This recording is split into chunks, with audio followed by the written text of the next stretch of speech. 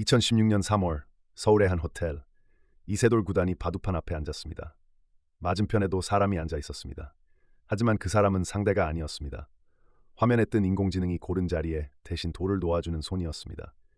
이세돌이 마주한 진짜 상대는 구글이 만든 인공지능 알파고였습니다.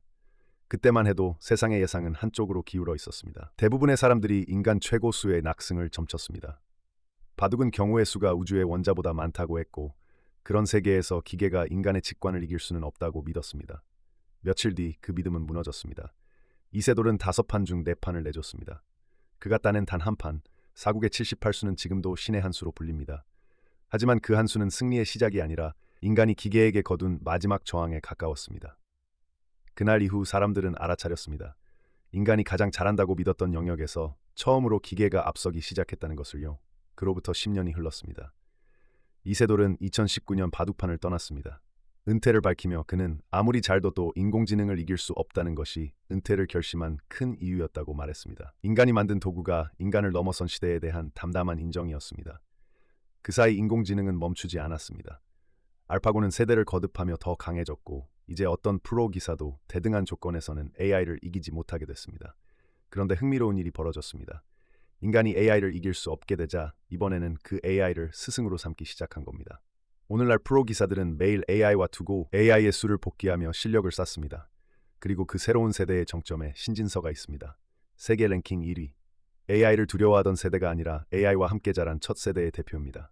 2026년 7월 신진서가 다시 그 앞에 앉았습니다.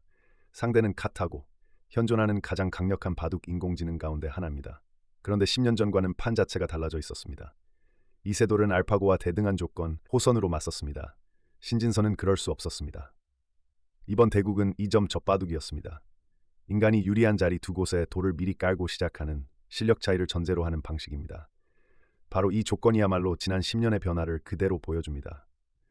예전에는 인간과 AI가 대등하게 겨뤘지만 이제는 인간이 2점을 접고서야 승부를 걸어볼 수 있게 된 겁니다. 첫 판은 카타고의 것이었습니다. 신진서는 초반 예상 밖의 수에 흔들렸고 245수 만에 돌을 거두며 무릎을 꿇었습니다. 2점을 깔고도 지는 AI의 벽을 실감하게 하는 패배였습니다. 하지만 여기서부터 반격이 시작됩니다. 이국 신진서는 290수까지 가는 5시간에 가까운 접전 끝에 흑사지판으로 승리를 거뒀습니다. 카타고를 상대로 인간이 거둔 공식 첫 승리였습니다. 그리고 운명을 가르는 3국, 그는 221수 만에 11집 반이라는 큰 차이로 완승했습니다. 최종 전적 2승 1패, 한 판을 내주고 2판을 내리잡은 역전이었습니다. 여기서 우리가 눈여겨봐야 할 건 승패 자체가 아닙니다. 이 10년 사이에 무엇이 바뀌었는가입니다. 첫째, 실력의 거리가 완전히 벌어졌습니다. 2016년의 인간은 기계와 어깨를 나란히 하고 싸웠습니다. 2026년의 인간은 2점을 접어야 겨우 상대가 됩니다. 그 2점 안에 지난 10년간 AI가 달려온 거리가 담겨 있습니다. 둘째, AI의 정체가 완전히 바뀌었습니다. 10년 전 이세돌을 이긴 알파고는 어느 개인의 컴퓨터에서 돌아가는 프로그램이 아니었습니다. 구글의 데이터 센터, 그러니까 여러 대에 나뉜 분산 시스템이 상대였습니다. 이 알파고는 구글이 머신러닝 계산을 위해 직접 만든 AI 가속 칩 위에서 움직였습니다. 이름은 TPU, 텐서 처리 장치입니다. 바둑 전용이 아니라 인공지능의 대규모 계산을 빠르게 처리하려고 만든 반도체였고, 이 대국에는 48개가 동원됐습니다. 참고로 한 해 전 유럽 챔피언을 꺾었던 버전도 1200여 개의 CPU와 170여 개의 GPU를 여러 대에 나눠 묶은 클러스터였습니다. 웬만한 슈퍼컴퓨터급이었던 셈입니다. 한마디로 알파고는 지구상에서 구글만이 돌릴 수 있는 힘이었습니다. 그런데 신진서의 상대인 카타고는 성격이 정반대입니다. 어느 기업의 비밀 병기가 아니라 한 개발자가 인터넷에 무료로 공개한 오픈소스 프로그램입니다. 이번 대국에 쓰인 카타고도 데이터 센터가 아니라 게임용 그래픽스 카드 4장을 묶은 컴퓨터 한 대에서 돌았습니다. 그것도 최신 제품이 아니라 몇 년 전에 나온 게이밍 카드였습니다. 10년 전 구글의 데이터 센터가 하던 일을 이제는 그래픽스 카드 몇 장을 단 컴퓨터 한 대가 해내는 겁니다. 조건도 카타고에게 결코 넉넉하지 않았습니다. 신진서에게는 5시간이라는 시간이 주어졌지만 카타고는 한 수를 둘 때마다 단 20초 안에 답을 내야 했습니다. 그 짧은 20초 동안 카타고는 이 컴퓨터 한 대만으로 이세돌과 둔 알파고보다 강하다고 평가받는 수준의 수를 찾아냅니다. 세상을 놀라게 하던 최첨단이 몇 년 만에 개인의 도구가 되는 것, 이게 오늘날 기술이 움직이는 속도입니다. 셋째, 인간과 AI의 관계가 바뀌었습니다. 이세돌에게 알파고는 맞서 싸워야 할 적이었습니다. 신진서에게 카타고는 매일 함께 두며 배운 스승이자 오늘 넘어서야 할 상대입니다. AI를 이길 수 없다며 한 시대가 물러났고 그 AI로 단련된 다음 세대가 다시 그 벽 앞에 섰습니다. 인간이 만든 도구가 인간을 앞질렀지만 그 인간은 다시 그 도구를 딛고 성장했습니다. 여기서 많은 사람이 궁금해하는 대결이 하나 있습니다. 이세돌을 이긴 그 알파고와 오늘 신진서와 둔 카타고가 직접 맞붙으면 어느 쪽이 이기느냐입니다.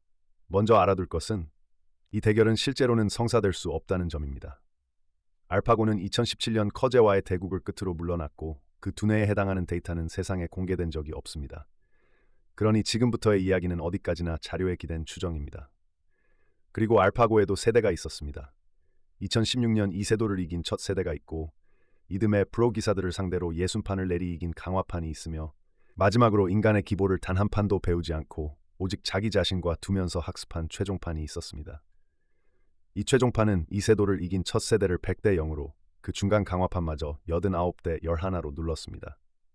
딥마인드가 매긴 내부 실력 점수로 봐도 세대가 올라갈수록 큰 폭으로 뛰었습니다. 다만 이 점수는 알파고들끼리 겨뤄 매긴 것이라 사람의 급수와 직접 견줄 수 있는 수치는 아닙니다. 카타고는 바로 이 마지막 세대와 같은 방식, 그러니까 스스로와 두며 배우는 방식을 뿌리로 삼습니다. 거기에 학습 효율과 형세 판단, 탐색, 그리고 젖바둑 대응까지 더 갈고 닦았고 지금 이 순간에도 학습을 이어가고 있습니다. 그래서 이세돌을 이긴 첫 세대 알파고와 지금의 카타고가 대등하게 붙는다면 카타고가 크게 앞설 것이란 전망이 일반적입니다. 문제는 알파고의 최종판입니다. 여기서부터는 공식 비교 자료가 없어 누구도 단정할 수 없습니다. 다만 같은 생각 시간과 충분한 장비를 준다는 가정 아래 저는 2026년의 최신 카타고 쪽을 아주 근소한 우세로 봅니다. 어디까지나 하나의 견해일 뿐입니다. 그렇다면 마지막으로 오해 하나를 풀어야 합니다. 이번 신진서의 2승은 인간이 마침내 AI를 다시 앞질렀다는 뜻이 아닙니다.